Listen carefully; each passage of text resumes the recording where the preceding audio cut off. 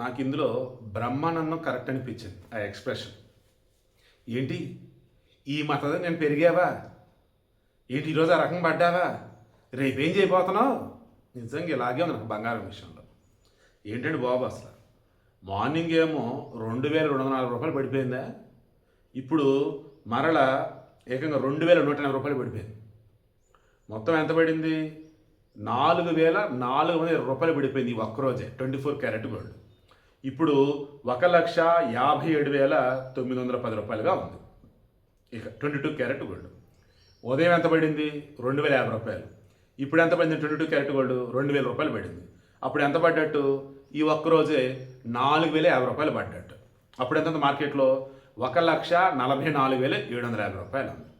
18 carat gold అది కూడా ఈరోజు మార్నింగ్ అండ్ ఈవినింగ్ మొత్తం కలిపి 3,320 రూపాయలు పడిపోయింది. అది 1,18,430 రూపాయలుగా ఉంది. వెండి వచ్చేసి పోనీలే, ఉదయం పడ్డ 10,000 ఉందా, అంతే ఉంది. సో 3,05,000 రూపాయలుగా ఉంది వెండి అయితే. ఇక ప్లాటినం అబ్బో, అది గట్టిగా పడింది. మార్నింగ్ పడలేదు కదా, ఈవినింగ్ వచ్చేసి చూస్తే 3,460 రూపాయలు పడిపోయింది 10 గ్రాములకి.